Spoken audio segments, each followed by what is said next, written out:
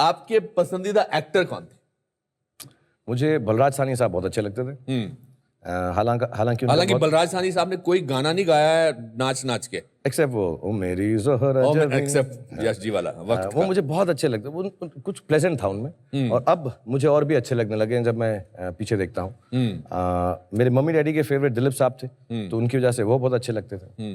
और विश्वजीत जी मेरी मम्मी के फेवरेट थे। उन्हें बड़ा हैंडसम समझती थी, वो समझती थी मैं बड़ा होकर उनकी तरह बनूं। मेरी मम्मी को भी विश्वजीत अच्छा लगता था। हाँ, तो उनके गाने वो क्या कौन सा था, अप्रैल फूल उनका था, अप्रैल फूल बनाया आपको। तो वो मुझे जबरदस्ती अच्छे लगने जब भी वो मिला भी तो मैंने उन्हें कहा कि सर मेरी मम्मी के आप फेवरेट हैं, तो मैं उनकी फिल्में बहुत देख चुका हूँ। And Amit ji, I think वो हम बड़े हो रहे थे तो उस जमाने में उनकी फिल्में ज्यादा देखी हमने। एंड देन मुझे शशि कपूर साहब भी बहुत अच्छे लगते हैं। I thought he was fantastically pleasant. और सीरियस एक्टर्स में नसीर भाई बहुत अच्छे लगते हैं, ओमपुरी जी, आप। अच्छा, मेरा बोलने के अलावा तो तुम्हारे पास कोई चारा भी नहीं था। अच्छा ठीक है, कुछ मत बोलना। बट टेल मी, एक्टिंग का ख्याल, मतलब हु वाज दैट परफॉर्मेंस, या क्या सोच के आपने एक्टर बनना सोचा था? मतलब एक्चुअली मैं बनना ही नहीं चाहता था एक्टर, ये बहुत कम लोगों को मालूम है। मैं जब मम्मी का देहांत हो गया तो फिर ऐसा कुछ 1991 में हुआ, और उस जमाने में मैंने एक टीवी सीरियल कर लिया था। और वो क्यों किया था, मैं फुटबॉल क्रिकेट खेलता था, मुझे चोट लग गई। चोट लगी तो मेरा खेलने का करियर जो है सॉर्ट ऑफ एंड हो गया कि ये चोट ठीक नहीं होगी। मैं बहुत बहुत परेशान हो गया। तो बैरी जॉन ने एक प्ले शुरू किया, जो मेरे गुरु हैं, और उन्होंने एक प्ले शुरू किया in which Annie gives it those once. तो उसके लिए 10 लड़के चाहिए थे और 80 लड़कियां थी। लेडी श्री राम कॉलेज का प्ले था। तो मैं ऑडिशन के लिए पहुंच गया, क्योंकि शाम में फ्री होते थे, पहले खेलता था। तो मुझको उन्होंने प्रिंसिपल डांसर के एक रोल में ले लिया। उसमें मेरी लाइंस थी पूरे प्ले के अंदर, I have a letter for you Annie. I have a letter for you Annie. Okay, Annie गा के बोलना था या बस आगे बस ऐसा, I have a letter for you Annie. और मैं डांस करता था, प्रिंसिपल डांसर था। तो मुझे वहाँ पे शुरुआत हुई, मैं कर रहा था। और फिर कुछ हमारे दोस्त थे कर्नल कपूर साहब, उन्होंने एक टीवी सीरियल शुरू किया जिसमें उनके बेटे काम कर रहे थे। उनके बेटे ने डिसाइड किया मैं नहीं करूँगा, तो उन्होंने कहा तुम कर लो, तो मैंने कर लिया। तो वो फौजी एंड बिल्कुल घर के सामने रहते थे, इसलिए कर लिया। अच्छा। और हाँ, कुछ ऐसा आइडिया नहीं था कि एक्टिंग करूंगा। थिएटर वेटर थोड़ा बहुत करता था, वो भी इसलिए क्योंकि अब स्पोर्ट्स बंद हो गई थी। एंड देन फौजी आई थिंक थोड़ा चल गया। तो एक दिन मैं घर में था, 2 लोग मैं मेंशन जरूर करूंगा। एक मिस्टर हैरी बवेजा, मुझे पहला फोन मुंबई से मिस्टर हैरी बवेजा का आया। He was my class fellow. आज तक उनके लिए मैं कुछ भी कर सकता हूँ, क्योंकि मेरी मम्मी ने उनका नंबर अपने हाथ से दीवार पे लिखते थे, तब टेलीफोन होता ना, उसके ऊपर लिखते थे। तो हैरी बवेजा लिखा था कि यार मैं फिल्म बनाना चाहता हूँ, आप आ जाएं। तो मैं कह रहा यार कुछ फिल्मों में रोल मिल रहा है, तो मैंने तब नहीं किया। फिर एक दिन मुझे हेमा जी की नीस का फोन आया। अच्छा। और उन्होंने कहा Hema ji would like to speak to you. तो मैं समझा ऐसा कुछ फैन वैन टाइप जो है मजाक कर रहे हैं। तो मैं यार कौन हेमा जी? तो हेमा मालिनी जी। तो मैंने बिलीव नहीं किया। और फिर वो फोन पे आई, उन्होंने कहा मैं फिल्म बनाना चाहती हूँ। दिल्ली में फोन आया? मैं दिल्ली में फोन आया, घर के, मतलब ऑब्वियसली नॉर्मल। हाँ, घर के अंदर ऐसा फोन। तो मैं कहा मम्मी को भी जाके बोला, मैंने कहा हेमा मालिनी जी ने फोन किया है। कहते हाँ ठीक है। तो हेमा जी का फोन आ गया, तो उन्होंने कहा मैं फिल्मों में काम। तो I had no interest actually, to tell you honestly. तो क्या करना चाहते थे आप? मैं कमाल करना चाहता था। अरे कमाल तो किया आपने। मैं एक्चुअली फिल्में बनाना चाहता था। आप फिल्मों के साथ जुड़ा हुआ कोई काम करना? मैंने साइंस की, उसके बाद इकोनॉमिक्स की, उसके बाद मैथ कम्युनिकेशन मैंने इसलिए कि मैं एड फिल्म्स बनाना चाहता था। मेरे को लगा ऐसा ये ठीक है यार, कुछ ऐसा 30 सेकंड के अंदर फिल्में बनाऊंगा, क्योंकि ना मुझे लगता था मैं देखने में ठीक हूँ, ना मुझे लगता था मुझे एक्टिंग आती। तो मैं कहा मैं कुछ ऐसा फिल्म्स बना लूंगा मैं जाके। और एड फिल्म्स मुझे बड़ी अच्छी लगती थी। मैंने प्रोडक्शन में काम किया था 2-4 दिल्ली में। सॉरी मैंने आपको कट किया, आप हेमा जी की बात। हाँ, सो देन शी सेड कि मैं फिल्म बना। तो मैं समझा, मतलब मैं बहुत शॉक्ड हो गया कि मैं सबको बताया हेमा मालिनी जी का फोन आया था, बट मैं गया नहीं। And then my mother died 3-4 months later. तो मैं बड़ा दुखी था, तो दिल्ली में दिल नहीं लग रहा था, तो अकेला हो गया। तो मैंने कहा यार मैं ऐसा करता हूँ, जो लोगों ने मुझे कहा, मैं मुंबई में काम करने आया था एक सीरियल के अंदर, वागले की दुनिया। एक एपिसोड के लिए आया था। तो उसमें मैं अजीज मिर्जा, सईद मिर्जा, कुंदन शाह, केतन मेहता, इन सबसे मिला। तो वो बहुत प्यार दिखाते थे और कहते थे मैं बहुत अच्छा एक्टर हूँ। तो मुझे बहुत अच्छा लगा, उन्होंने बड़े बड़े लोगों ने आपने बहुत अच्छा काम किया था फौजी में। हाँ, they were very appreciative। बहुत अच्छा था उसमें आपने। तो और वो बड़े बड़े लोग थे सब। और you stood out in that, हाँ, so they were very nice to me कि तुम बड़े अच्छे एक्टर हो। तो मुझे थोड़ा सा कुछ ऐसा लगा ठीक हो रहा है। So when my mother died, मैंने ऐसा डिसाइड किया कि मैं 1 साल के लिए मुंबई आऊँगा और जो काम मिलेगा वो करूँगा for a change of scene. So when I came here, मैं एक दिन रात को बैठ के लकी बिरयानी खा रहा था कहीं बांद्रा में. तो वहाँ एक विवेक वासवानी करके एक प्रोड्यूसर है, वो आए. उन्होंने कहा तुम फिल्मों में काम करोगे? ऐसे नहीं, मैं ठीक ठाक हूँ, मैं टीवी पे काम कर रहा हूँ. उस वक्त मैंने सर्कस शुरू किया. तो मैं कहा ना मैं ठीक ठाक हूँ. उन्होंने कहा नहीं, मिस्टर GP उनकी फिल्म है.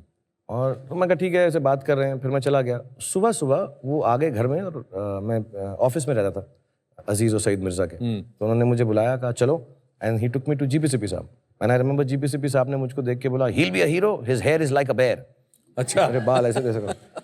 तो मैं उसको देख, यार ऐसा क्या यार, तुम ले आए हो यहाँ पर, तो कह रहे हैं hair is like a bear. अच्छा, GP साहब, Sholay and everything. So and then one thing led to another. मैंने एक दिन में 5 फिल्में साइन की. मैं हेमा जी के पास वापस गया, तो उन्होंने मुझे कहा, I will cast you because your nose is very aristocratic. Very good. तो उन्होंने मुझे नाक के लिए कास्ट कर लिया. वो समझिए मैं बड़ा सीरियस एक्टर हूँ.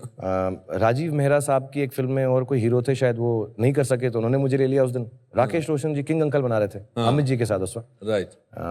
तो उन्होंने मुझे बोला, मेरे बीवी और बच्चों ने बोला है कि मैंने तुझे अगर कास्ट नहीं किया तो ये फिल्म नहीं बन सकती, तो तुम कर लो. तो मैंने कर ली. तो एक ही दिन में मैंने 5 फिल्में साइन की. दीवाना फिल्म जो थी वो हेमा जी के ही कुछ रिलेशन में थे, गुड्डू धनवा साहब, तो उन्होंने ऑफर की. और GP साहब ने राजू बन गया. तो मैं एक दिन में 5 फिल्में साइन की. मैंने कहा 1 साल काम करूंगा और फिर मैं चला जाऊंगा. मेरे दोस्त जो थिएटर के हैं, दिव्या सेठ, दीपिका, ऋतुराज, तो उन सबको मैं यही बोल के आया था. बेनी थॉमस जो थिएटर में टैग में, बैरी जॉन, ये 1 साल में आ जाऊंगा मैं यार.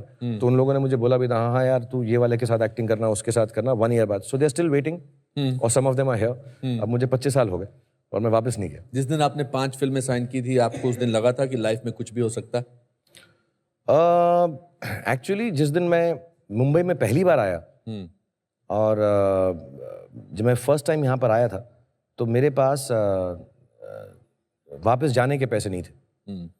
और मैं ओबरॉयज होटल है जो, तो वहाँ पे था, ना पैसे थे, ना कपड़े धुले हुए थे, और मुझे वापस जाना था मुंबई, बहुत साल पहले की बात, दिल्ली. तो मैं वहाँ खड़ा होकर मैंने ऐसा बोला था कि यार ये सिटी ने मुझे बहुत परेशान कर दिया है, एकदम सड़क पे ले आया. मैं सड़क पे सोता था. तो मैं कहा यार मैं एक दिन आऊंगा और इस सिटी को ओन करूंगा. जी. बचपने की बेवकूफ़ी समझिए इसको. मैं प्राइड से नहीं बोल रहा, एरोगेंस से नहीं बोल रहा, of the coming events. But मैंने ऐसे गुस्से से बोला था वहाँ खड़ो के, यार एकदम मैं कौन था आसपास? नहीं, मैं अकेला ही था. सब लोग के सामने नहीं बोलता, ऐसी बात है, बेइज्जती हो जाती है. वो मैं कहा, मैं मन में बोला था या जोर से वहाँ पे खड़ा होकर ऐसा रोज आ रहा था. मैं कहा यार मैं ये सिटी ओन करूंगा. एंड फर्स्ट टाइम जब मैं यहाँ पर हेमा जी के साथ कॉन्वेंट विला में पहला शॉट दे रहा था, और हेमा जी ने मुझे एक्टिंग करके दिखाई और कहा कि what you doing, do like this. Hema ji ने ऐसा कुछ मुझे कि जब मैं चांद को देखता हूँ तो ऐसा होता है, ऐसा करके बड़ा खूबसूरत सा, मैं उनको ऐसा देखता रहा ऐसा करके. She'll do like that? I said no, only you can do like that. And you're beautiful, I'm not so beautiful, can I do it differently? She said, you do how you want, come on. And when I was standing there, तब मुझे ऐसा लगा कि जिंदगी में कुछ भी हो सकता है, और आपको कभी ऐसा भी लगे कि कुछ नहीं होने वाला, तब भी कुछ भी हो सकता है. और इस दौरान गौरी आपकी लाइफ में आ चुकी थी? जी हाँ, मैं यहाँ पर तभी आया, मतलब आने के 3 महीने बाद मैंने शादी कर ली गौरी से. Gauri came into your life, तो पैरेलल ट्रैक पर आपकी लाइफ चल रही थी. यहाँ काम नहीं मिल रहा था, मतलब जद्दोजहद चल रही थी, और यहाँ मोहब्बत चल रही थी.